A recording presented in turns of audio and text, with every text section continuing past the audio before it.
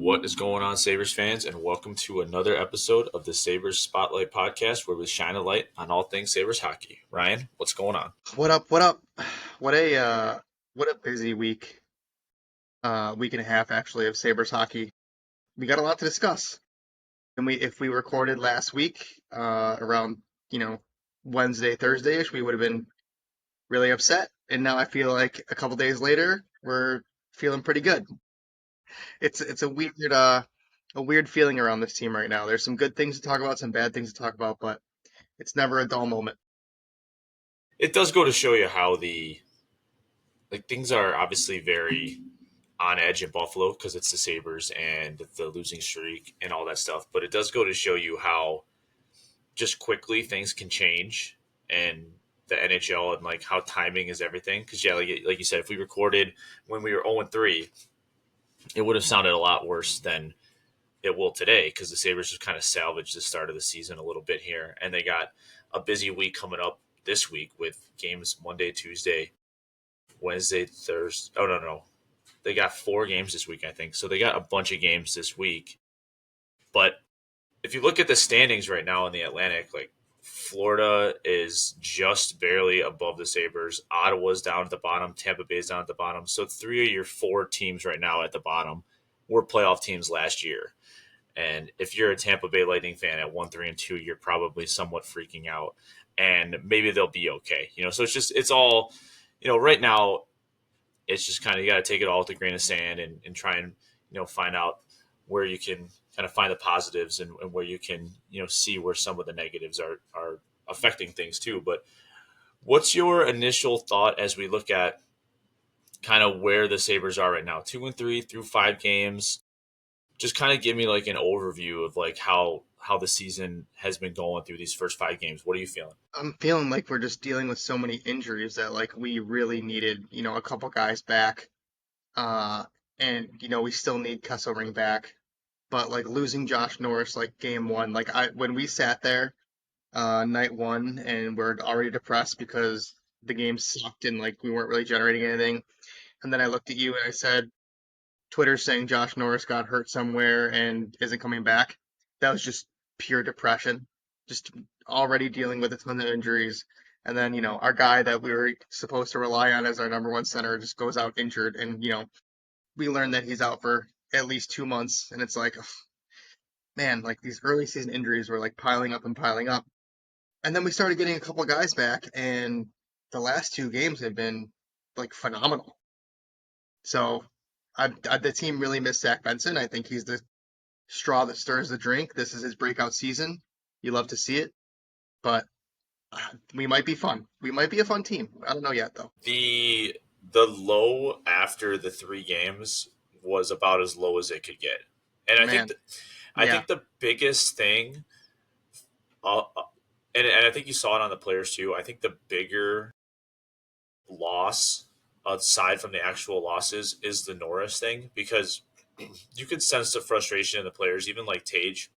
This is a guy who's supposed to be, the prized possession from the Dylan Cousins trade and is going to be his center, on the top wing with Benson there, or on the top line with Benson there. And you could sense some of the early frustrations with Darlene and Tage specifically, with some of the post game press conferences after those first few games. And I have a feeling a lot of that for those guys was rooted more so not in the actual results of the game because from a season perspective it is still so early on, but more so because of the Norris news and just how devastating that was when you're not scoring and you have 2 goals in the first 3 games and then you get that news after the first game. Like as a player in like a huge season where you have high hopes because the season's just starting, it had to just kind of feel like, wow, like this sucks immediately. And that was probably a lot for these guys to handle kind of like mentally early on.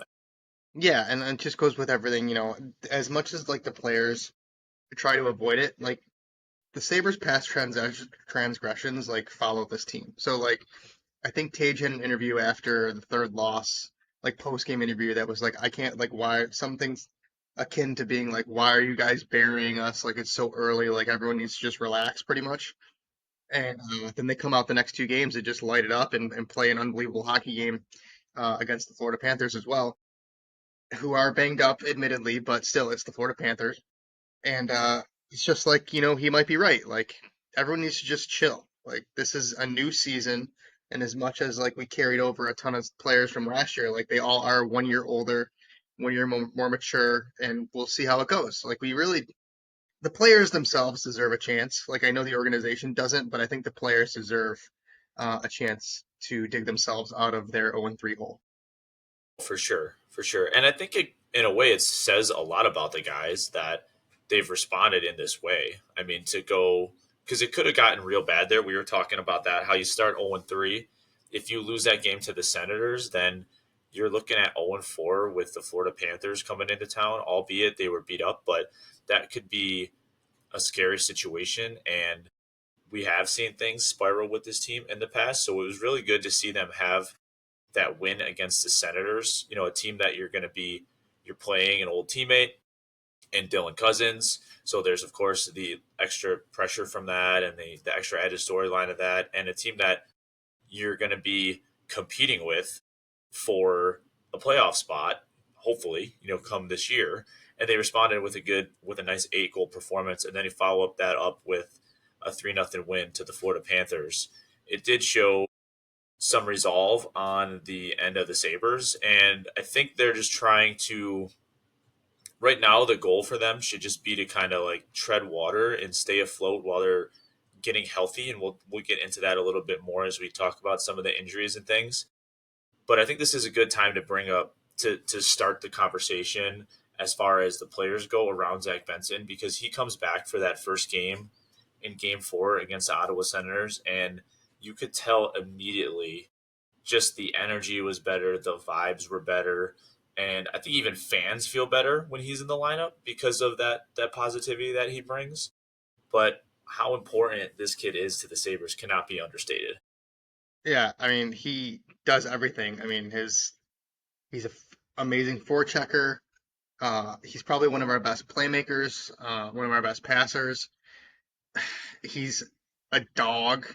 Like, we got a lot of dogs on this team now. Like, and him and Josh Stone, like those two guys, like they operate basically the same way. It's almost like having, we got small Zach Benson, who is a dog, like a little chihuahua, just like nipping at your heels and being annoying. And then we got Josh Stone, who's like a big pit bull and he'll fuck you up. So it's like he's just like plays with reckless abandon in front of the net, and he's like a big Benson. It's fun. It's fun to have those guys. We haven't had multiple of this type of player in the lineup in like a ridiculously long time. So those two guys, I feel like, are like the highlights of the season so far. Yeah, the Josh Stone point is a great point because you have only had before this you have only had one Zach Benson. You haven't had another glue guy or another energy guy. Like I mean, you can kind of give that to Peyton Krebs, I guess, a little bit. But you Yeah, have he's to a fourth have liner.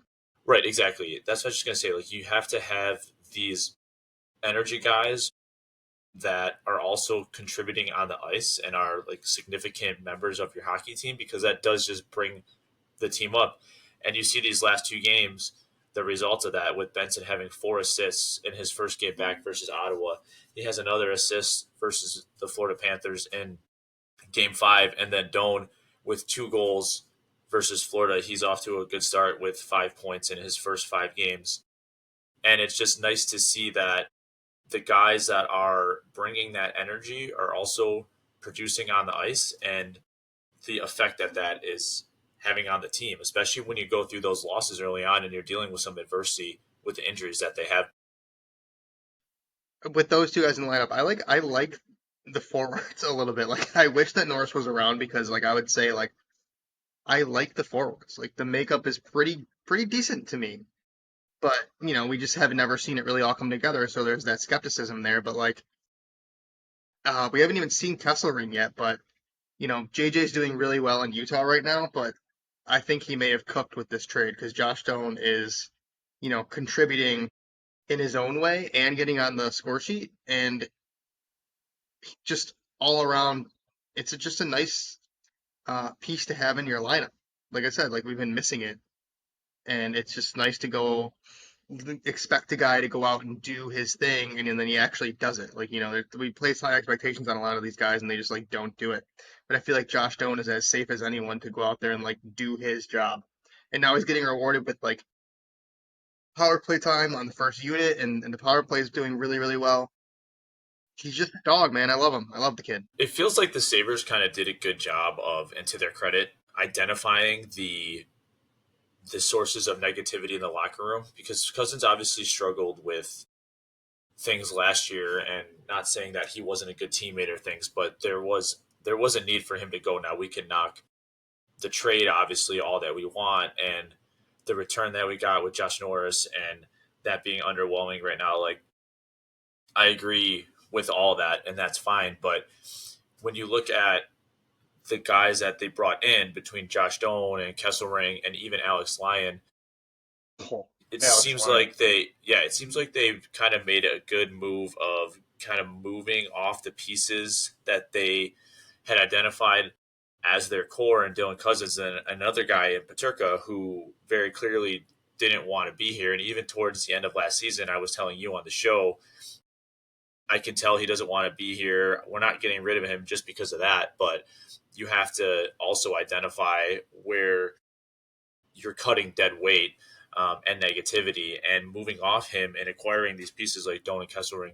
I just want to give the Sabres a little shout out because it seems like they've identified some good sources of negativity to move out, and at least early reactions to who they brought in is good. And a team like the Sabres, you need that because you've seen how things can spiral if that negativity just breeds. And I think they have a few more guys here that can help kind of fight that off.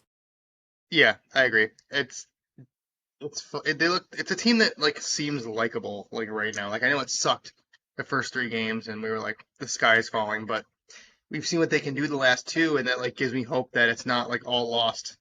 So I'm just excited for a lot of that aspect. You brought up Alex Lyon, dude. He's really Yeah, let's good. talk about At, Lyon. at least right now, he's really really good, and it's like mitigating the loss of UPL like significantly.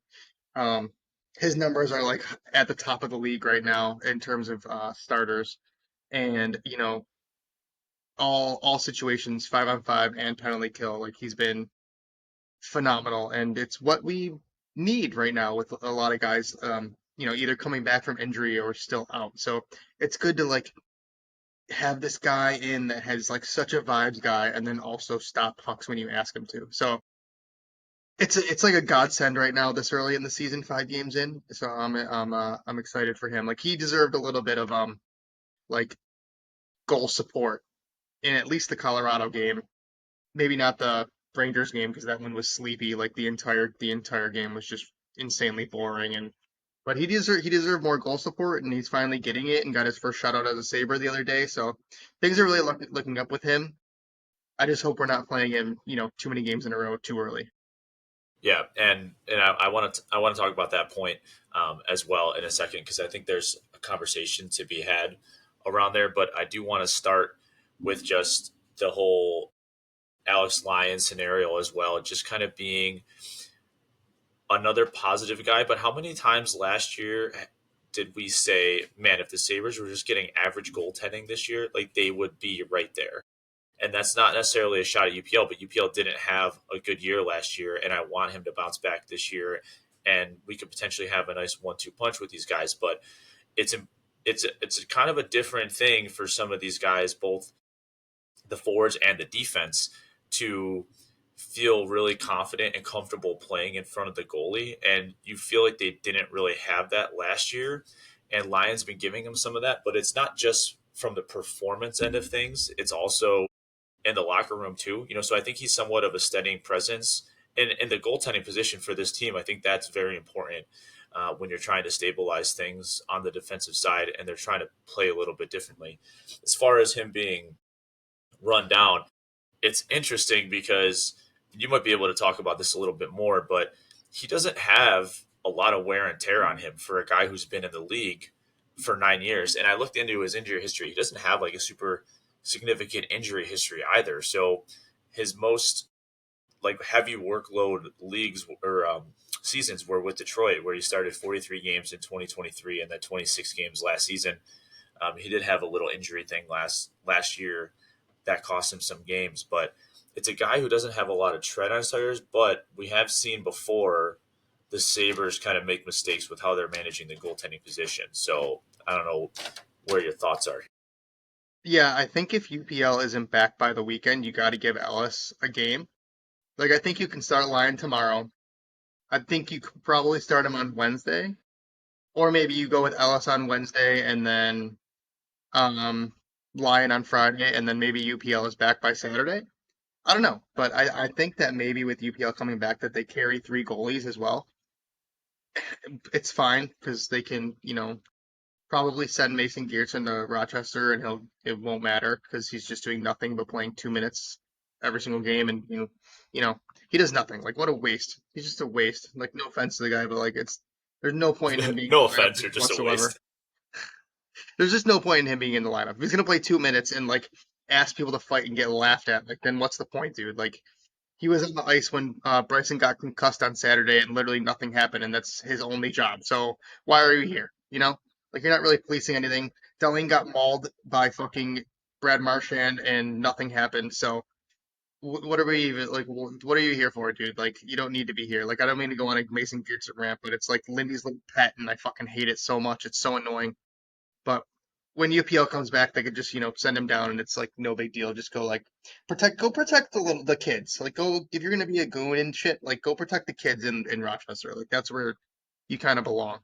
Yeah, I But get it. I get it for sure. I, I I don't know, man. I When think UPL it's comes an back, do you think it's do you think it's his net, or is Lyon our starter for the foreseeable future? I think Lindy's going to go with the hot hand. He's kind of always done that. But if Lyon is the guy, then that's fine. I mean, UPL had his year a couple years ago. He was really good last year. I mean, if the Sabres had someone serviceable last year, I think he probably would have stolen starts from UPL last year. Lindy doesn't necessarily have allegiance to UPL solely, and Lindy's lost jobs because of goalies in the past. So he's going to ride with the hot hand. So I think that will be Lindy's plan as well, and I think both goalies, and that's fine. That's the whole kind of competition and iron sharpens iron thing. So right now, I think you have to give the edge to Lyon just because he's the guy in and healthy and playing. But you got to see what UPL can do because we've seen UPL be good, and I don't want to discredit that. But the best outcome for the Sabres is that they're both playing good hockey. I want to just look at this week a little bit more because we play Detroit on Wednesday at home, so that's probably a game you want to give Lyon. So if you play him, let's say UPL is going to need a rehab start, because I think that would be smart for the Sabres. I don't think you want to just throw him into a game.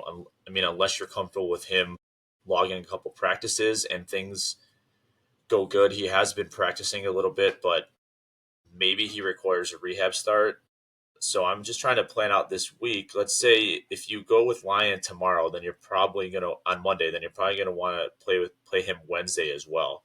So then he's starting the first seven, and then you got a home and away with Toronto on Friday and Saturday. He's obviously not going to play both. So then maybe you give him the rest on the Friday game and then let him play the Saturday. And then Friday would Essentially, be maybe UPL or Ellis, depending. Like you said, they could hold three, or it could just be an Ellis start if you're going to have UPL in Rochester, maybe. yeah, maybe he gets like that's another thing too. They could, send UPL for a conditioning stint, like 2 week, a little thing, get him a couple games. I know like Levi is going to get them the majority of games in Rochester, but like it can't hurt for UPL to come down and get one or two starts before he comes back up and he's ready, just to make sure that he's like healed from his injury, because goalie injuries are weird. Like especially the injury he has, it's like you need to have full mobility, like full confidence to stop pucks, and if you're not, then you're going to be play poorly or you're going to get re-injured. So I would be welcoming to him like to go down for a couple games, or just like they feel he's ready, just stick him right back in there. So it'll be really interesting to see what they do. I'm a little sad that like we might not get to see Ellis suit up for the Sabres, really, because I think his AHL numbers were like phenomenal, and the Blues were upset that we claimed him in the first place. So that led me to believe that we may have had like a decent little goalie there. But I don't know. I like the tandem with Lyon in UPL if healthy, so I guess I'm not like too bothered by it. Yeah, and you could. I mean, like you said, you could get him on Friday or Saturday, depending on how the week shakes out, and if UPL is going to go to Rochester there. But we'll move to special teams in a minute. But it is interesting. I want to touch on what you said about the injury there too being different for goalies because UPL talked about that as well, and his press availability from a couple days ago about just saying how it's different for goalie injuries versus the skaters, especially when it's lower body stuff, just because of the demands, of the position on the body. And so it's something that he's really wanted to get, really comfortable with and kind of push it before he's, ready to get back into action and things like that. So um, let's transition here to special teams because the Sabres were, I think, like 0 for 11, through those first three games on the power play. And then their last four, I think they're 4 for 4 on their last four. So the Sabres have like a top five power play in the NHL right now as it sits through five games. But again, to start the season, you could say you have a couple losses there, kind of solely on the special teams from the power play standpoint. But right now, they're currently running at 20.65%. The penalty kill has been great at 95.6%. Yeah, best in What? the league. Yep, and this is something that, along with the goaltending last year, we were saying, if you get average special teams throughout the year, if you get average goaltending throughout the year, then you would be in a good spot. Right now, I know it's a little bit of a cold and a hot streak with the power play goes, but right now, those numbers are, acceptable, especially the penalty kill, which has been, like you said, best in the league. So what are you thinking? Power play looks good to me, and it's crazy because I'm gonna give Seth Apper credit here, and he's like it's public enemy number one for like most of us, but they're doing things a little bit differently. Like they're working the puck low to high. They're not just like spamming Tage one timers.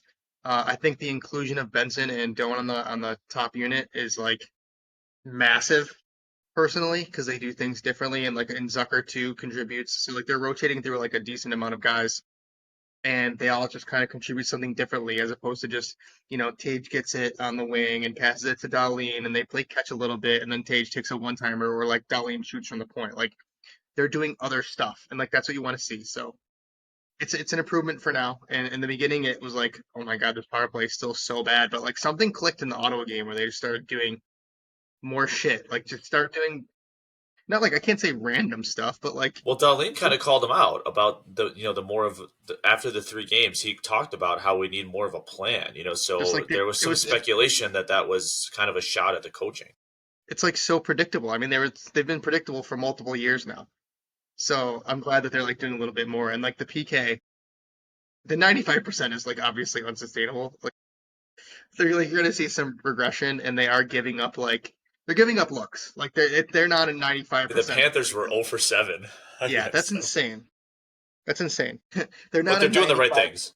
Yeah, and Lions giving them saves. So like they're giving up looks, but they're getting saves.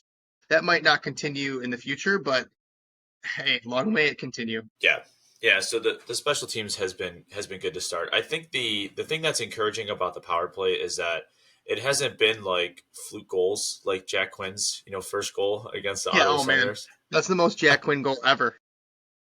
Well, was that against Ottawa or Florida? I think Yeah, that was yeah, against Ottawa. Ottawa. He misses the net by I guess he didn't miss by that much, but still, he missed the net from like fucking 4 feet, and it's like, dude, come on. That goal And was so funny. it goes in off the goalie's back. It's like, all right, well, I guess we'll take one how we can get it. But But like you said, what I was saying is it's not like these power play goals have been just like fluke goals or just like you said, like a Tage, one timer. It's been put together. There's been some crisp passing, and that gives me some encouragement for what the power play can continue to be, throughout the season.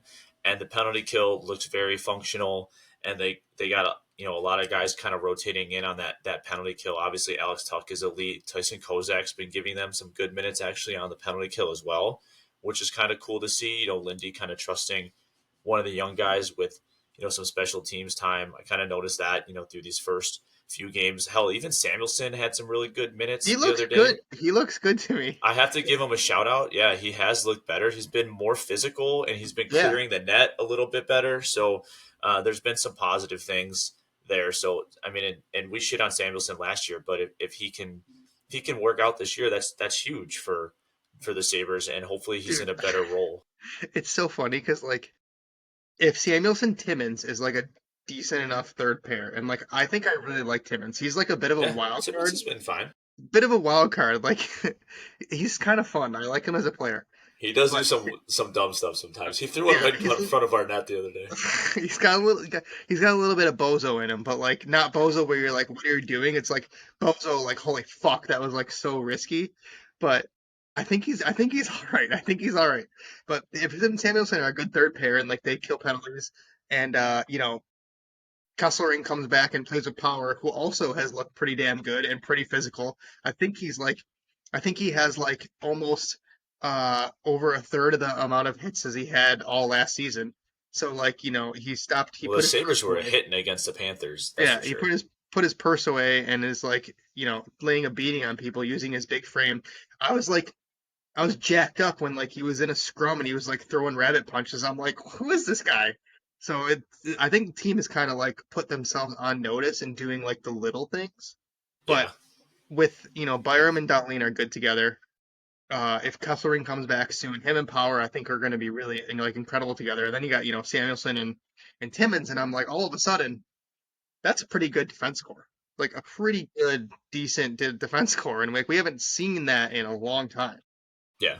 The defense, I think, will be fine, especially when they get healthy. I mean, we still got to see what Kesselring will bring, but he should be an upgrade, obviously, from what we had last year. And if him and Power match, then then that'll be good. I'm not as high on like Powers player, excuse me, early on in the season here. I don't think it's been bad, but Yeah, I do want a little bit more from him. I think Byram has been fine. I haven't like noticed like incredible play from him, but he does yeah. his job aside Darlene, and He's had a I couple of haven't. insane passes, Yeah, but that's him though. That's him though. He can flash those high end plays. yeah, yeah, he's been fine, and I haven't. I certainly haven't felt like he's been a negative at all.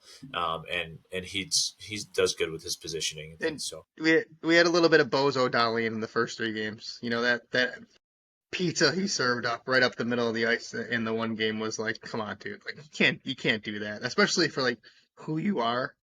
But hey, the team recovered, so you can't really complain too much.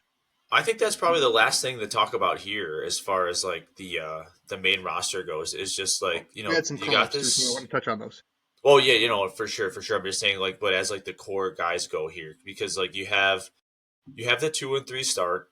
You have the big breakout game against Ottawa, where you score the 8 goals, and then you beat the Panthers 3-0. And Tuck has been starting to come around for sure, but it hasn't, for the most part, it hasn't really been like your top guys who have been leading that. And so again, I think that's another positive thing for the Sabres, that they're getting some more from these other guys, like a Benson, like a Josh Doan, with the goaltending, like Alex Lyon and things like that. But you have to ultimately get more from your Tage, your Tuck, your Darlene, and the fact that it hasn't been there yet, I think is okay, because we know it's going to come, because we know the caliber of players that those guys are. Right. We finally it finally feels like the depth is like carrying the load a little bit while our top guys figure it out. Yeah, for sure, for sure. And I'm not worried about those guys. I think Tage has looked kind of rough to start the season. Like there's just like the first few games, like I don't know. It takes a while to get into it, but like his skates were just not strong, and he was losing the puck a lot. He seemed a little disoriented. It's been better the last couple games, and Darlene seems to be getting his legs back a little bit too. Tuck has looked good the last couple games, so they're coming around. And this is a heavy week for us with 4 games, so we'll see what happens, but. Yeah, let's touch on some of the prospects here, because with a lot of the injuries, there's been a lot of movement. Zach Metza got called up, and just about 4 hours ago, we got news that Zach Jones and Noah Oslin were recalled. Zach Jones, most likely the Bryson replacement with the concussion, and then Noah Oslin, likely a Justin Danforth replacement, as he's expected to miss a month or more. And then Ryan Johnson, sadly, was sent back down to Rochester. I don't agree with that move, but if they wanted to give Metza a call up, just to to kind of give him some props for playing well down in Rochester, maybe that's where line of thinking was. But what are you thinking here? Yeah, Johnson only played like 6 minutes the one game. Like I don't think he deserved to be played 6 minutes. Like I didn't know what was up with that. Like Bryson played like No, and he was 11. paired with Bryson, so it's like Yeah, like that's a line that you're setting. You're setting both of those guys up for failure. yeah, he played double the minutes that Johnson played, and I'm like, all right. I think that Ryan Johnson's a better player, and he's kind of a victim of being not eligible for waivers. So it's like, all right, we'll just send you back and forth all year, and he'll get games for both teams this year, and maybe by year's end he sticks and you know kicks Bryson off the roster, but I doubt that happens because, like I said, he can go back to Rochester with no penalties, and we don't have to like risk losing him. But the forward injuries are just ridiculous. Like all of a sudden, Danforth is out for a month, and it's like, dude, Greenway's still out. Those are like the two forwards out. can we like just like not have injuries? Like what the hell? Like this whole beginning of the season has been just so ridiculous. Like up and down the lineup, no matter like Josh Norris at the highest end, and then Justin Danforth like as a fourth liner. It's like we just we can't stay healthy. But I'm excited to see if Noah Austin actually plays. Like I want to see him in the lineup. Yeah, I was just gonna say, do you think we're gonna get with some of the injuries, with with Norris, with Greenway, with Danforth out? Do you think that we're gonna see any significant time for Osland, or do you think we're gonna get like a Roseanne call up? Roseanne has a few goals early on in the season here and playing good through 4 games with Rochester. Like, do you think we'll see any significant? Well, not significant, but do you think we'll see any stints from any of the guys getting a few games early on here? I think Noah Austin is an NHL player like right now. I think he deserves to be here. I think he's good. So I want to He's a see him nice in two-way player too. yeah, I want to see him in the lineup like for a significant amount of time, not like, your 8 minute like pity call up and then you go back down. Like I want to see him actually play, like get a run of like 3, 4 games here. So hopefully like he can take advantage of like this injury situation and lay a good foundation for Lindy to keep him hungry and our guys come back and then he goes back down and later in the season, maybe comes back up and then maybe never goes back. But this is a good opportunity for him if he gets in the lineup.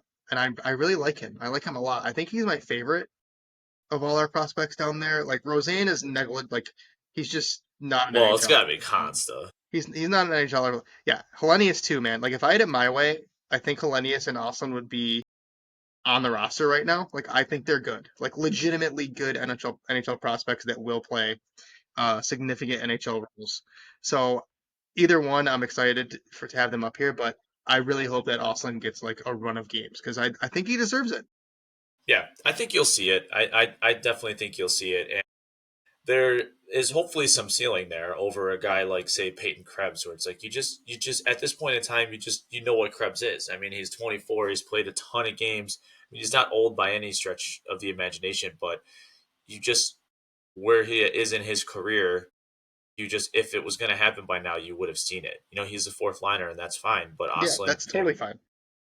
Could be a fourth liner right now with more ceiling potentially, and so we'll just we'll have to see what happens there. But yeah, I think those are kind of the guys to keep an eye on early on as far as getting some games in here while the Sabres are dealing with some of the health issues. Osland, Roseanne, we've all seen before. He's not going to have many more chances. If he gets a call up, he's going to have to make his mark, and and potentially Costa Hellenius.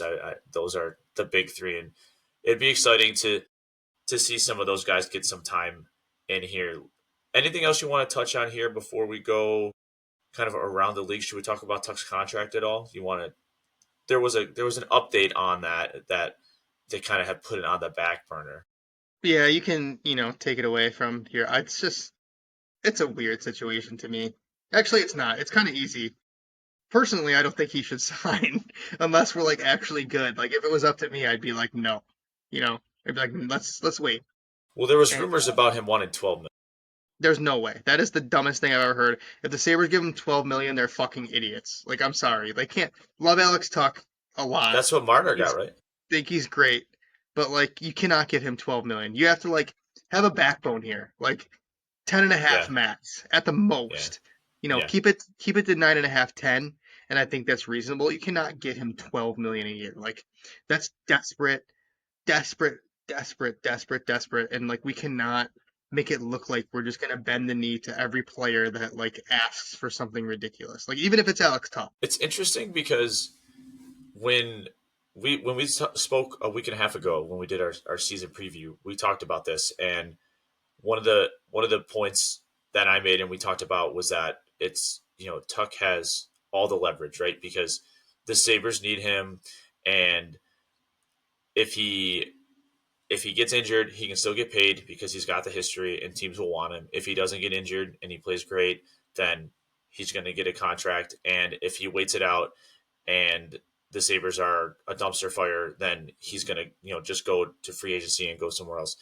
The only thing I'll say from his standpoint is that you want that extension, you want a deal, you want some long term security, and if he wants to see that the Sabres are playing good and they've turned things around before he signs, that's fair.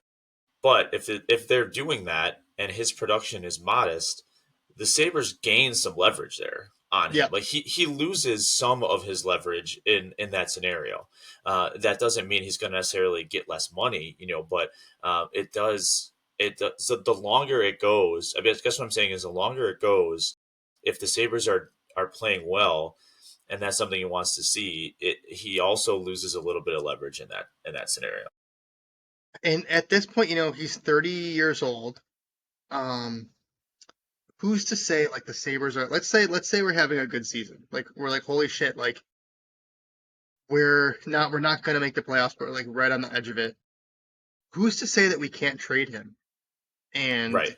get pieces back that will help improve this hockey team? Like you know, Adams just did it with the Doan and Kessering for Paterka, and that kind of is working out for both sides right now. Like I'm open to anything pretty much with Alex Tuck. Like I like him a lot, obviously, fan favorite. Decently local. I hate when people say he's a local guy because he literally grew up in Syracuse. Like that's not local to me. That doesn't make any sense. But I I like him, and I'm willing to see what happens. I'm willing to be patient. I also think it's kind of unfair that like people are automatically like, oh, Kevin should have got it done early. Like it's his fault. Like it takes two guys to tango, and like I'm not Yeah. necessarily like obviously the money is on the table. Like obviously a decent and like fair contract is on the table. It's just up to him to sign it. So like I'm not like blaming anyone right now. Like it's just a thing that's happening. It sounds like they went to the table and Tuck knew he had all the leverage. Was like, okay, Adam, give me 12 mil, and Yeah, that'd be and ridiculous. I don't think that I and don't think he would do that either. but he took if it happened. I mean, whatever. He Yeah, took his shot that's and his he right. didn't get Yeah. it. And but when the news came out about things being put on the back burner, I was like, well, that's just kind of interesting because the longer this draws out, the opportunity for more scenarios does open up and he'll lose a little bit of leverage, and I just don't know if that's necessarily smart for either end. I'd want to see it get done, but yeah, it'll be increasingly distracting as the season rolls on, but we'll see Well, the way what will he's come of that. talking, the way he's talking makes it seem like he's just fine with it. Like it's like something that's his agent's kind of handling, which makes me think that like the money is like they know what the deal is like on the Yeah, table. Because he's like been consistent with that.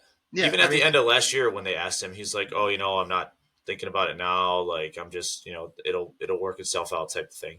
yeah, that's like it's like I'm not like freaking out by any means because I'm like just like maybe because I'm so open to anything happening. Like let's say he signed right and we're terrible. Well then it's like all right, he just hitched his wagon to a terrible team. And it's like, how would he feel about that? But if we're also bad and he's unsigned, then we could move him at the deadline and get Right. things back. But let's say we're good and then he signs and it's like, all right, like you proved it to me, like this is a good thing. So I don't know. I'm not like worried by any means. It's fine. It's not like the type of thing that we really need to worry about right now. It's getting a lot of coverage though, understandably. Yeah. Yeah, for sure, for sure. All right, well let's move on and take a look at the Atlantic here because like we talked about to start the season or to start the episode here, there's a lot of parity right now around the league, and it's you don't want to overreact too much, but just taking a quick look, you got Detroit doing their Detroit thing, starting off hot, 5-1. They got another win today against Edmonton to move to that 5-1 record. We got Montreal, who's coming in to the Sabres tomorrow or Monday, depending on when you're listening to this. This game could have happened already, but they're currently 4-2. Toronto 3-2-1, sitting in third, followed by Boston at 3-3, Florida 3-4. They've lost four in a row. And then you got the Sabres sitting right now in sixth at 2-3, Ottawa 2-4, and then Tampa Bay 1-3-2. Is there something that you find kind of most shocking about the standings to start the year? Most shocking for me is Ottawa because everyone was talking like they had a great year last year. They made the playoffs. Uh, Kachuk is out long term. I think he has like a Norris timetable, like 2 or 3 months. Yeah. So that really sucks for them. But they cannot keep pucks out of their net. I think I'm gonna do some quick typing here, but I think that they have the most goals against in the league. I could be wrong, but like they're just like giving up goals. I mean, we dropped Well, the an eight. Sabres didn't help them. Right, we just dropped 8 on them. So like it's ridiculous how Shane bad they've Pinto been playing. is, he must be Yeah, betting them Ottawa anytime goal scorers on himself because like he and is off to a that's a hot start. contract negotiation too that's happening. Like that's going on behind the scenes there. But yeah, Ottawa's given up 30 goals in 6 games. Yeah, Like so they are not just gonna. getting scored on. Like Olmark has like a save percentage in the 700s. Like he's been brutal. And that goalie that we played the other day, that like third stringer, he was so brave. Like, he was just bad. Like we just blew him up. So like they're not getting goaltending. Um, they're a weird team. Like they're a weird team. They need Kachuk back. But I in think terms, go ahead. I was gonna say I think the way that the thing that the Atlantic has started out is good for Buffalo because you look at Tampa Bay at 1-3-2, like they can score the puck, but their blue line is suspect, and you're seeing that early on. You just talked about Ottawa. Florida is beat up, and they're 3-4, so they're in the middle of the pack. Boston's 3-3, but how worried are we about the Boston Bruins ultimately Right. as far as being a playoff spot? Not too worried. Detroit, even at 5-1, again they kind of do this every year. Start off hot. Let's see what happens as the season rolls on. Toronto has had their share of issues as well, sitting at 3-2-1. And then honestly, the team I like the most in the Atlantic is Montreal, who the Sabres Me are too. playing tomorrow. Me too. And I think they have a legitimate shot to win the Atlantic. I actually like the Canadians quite a bit.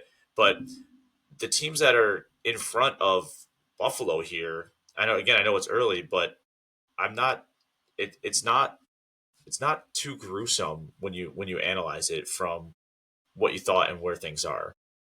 Yeah, like you said, Detroit. I just will never believe in them. So like they're just irrelevant to me. I don't care if they're 5-1. Dude, Montreal. That's the vibes team. If you're bored, Yeah. the Sabres aren't playing, and you want to like a game is on and Montreal is playing, they are like the team to watch. Like I know Dmitry Filipovich is going to have his like watchability rankings come out soon. Like his Oh, they're teams, going to be number one. they're going to be number one. It's either them or Utah are going to be number one because those are the two teams that are like the most fun. But yeah, we play Montreal tomorrow, so I'm kind of excited to like really sit down and watch that one. I cannot wait Uh, for that game, and it's at 7:30, which is kind of nice. Like the extra half hour is just so nice. Like just kind of get home from work and like get an extra half hour to get ready and stuff. But yep. like that's I'm a little scared about that game. The Sabres are playing good hockey right now, but I'm scared for that game because it's in Montreal and the Bell Center is just always like a great atmosphere. So that'll be a tough task for the Sabres tomorrow. But yeah, an interesting start in the Atlantic. And Toronto is having their fair share of, like you said, Toronto without Marner is a weird team. Like, Do you hear Stolar sound off on them? yes, like he sounded like he was Berube. Like he sounded like the coach. He He was was pissed. ripping them. Like I mean, he got Yeah, ran. He's been getting ran over, and like yeah. no one's really been doing anything about it. And then, dude, like he was like, we're not checking, we're not covering guys in front of the net. Like I'm getting buried. Just like, dude, he really called. Like for a goalie to say that, he was furious. So we'll see how they go. They're 3-2-1, and we got a back to back with them this weekend. So this is a really big week for the vibes. Like we have all Atlantic week, Yep. and by It's the a end big of it, week. it could shape up like completely differently from how it is right now. Yeah, absolutely. I think you just like sent that segment off like on a great note. That was a great wrap up. Let's give our predictions here. I had a couple quick notes on the Amherst. Amherst started the season 2-2.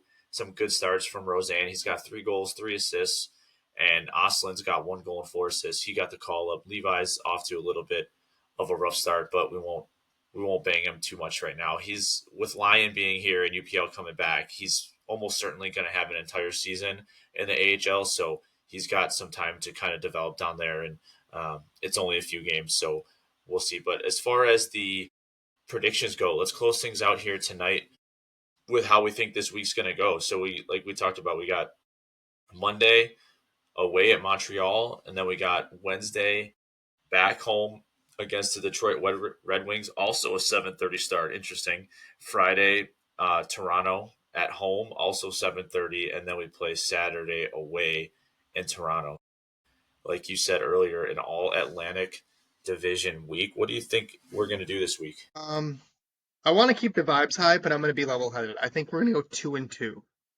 I think we beat Detroit on Wednesday, and then I think we drop the home game against Toronto. Like we split with Toronto. They're going to win here, and we're going to win in Toronto because I feel like you know for some reason we always play well in Toronto against them, but when they come here, they always like shit on us. So I feel like that's going to be. I just don't think we're beating Montreal.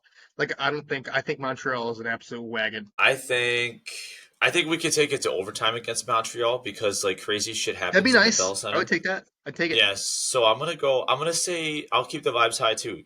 That's what we do on Saber Spotlight. I'm gonna go 2-1-1 this week, and yeah, I think that's well, that would be a good week for the Sabres. Not best case scenario because best case scenario would be 4-0. Sweep the whole week. Yeah, But I right. think if the Sabres could go 2-2 or 2-1-1 this week, I would say that's a pretty successful week. You have a little bit of a lighter week next week with Columbus on Tuesday, who's not off to the best start, and then you have Boston on Thursday next week, and then you're home against the Capitals on Saturday. So the schedule's a little lighter next week. So this is a week to kind of get back on track with some things here. But I'm gonna officially say 2-1-1. We'll go with one of the wins against Toronto, a win against the Red Wings, and we push it to OT against the Canadians. But man, this is going to be some good hockey this week. I'm excited for all these games, really, but really excited for that Montreal game. Yeah, it's gonna be electric. I feel like, but hopefully we can if squeaking on a win in the Bell Center would be incredible. 3 straight wins. How often do the Sabres do 3 straight wins? Like they never really. Last year, I think it was 2 years ago when they like never did it. Like they just were just abysmal, and they like would win one, lose one constantly. So squeaking out 3 straight would be pretty fun. We'd basically just mitigate the entire losses of like in the 0-3 start. So you would love to see And all the overreactions from the national media, just what you mean craziness like going you on. mean like national people in your DMs, like our small Yes, podcast is just getting like national people just like trying to clap back to you in the DMs. Like that's just insane to me. It's like the funniest bit we got going on right now. I But love I'll it. I save love that for it. another day.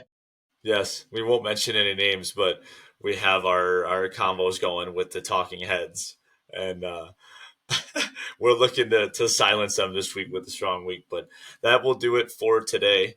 As always, if you don't follow us already on our socials, check us out. We're pretty much primarily on X, the show account at Sabres Spotlight.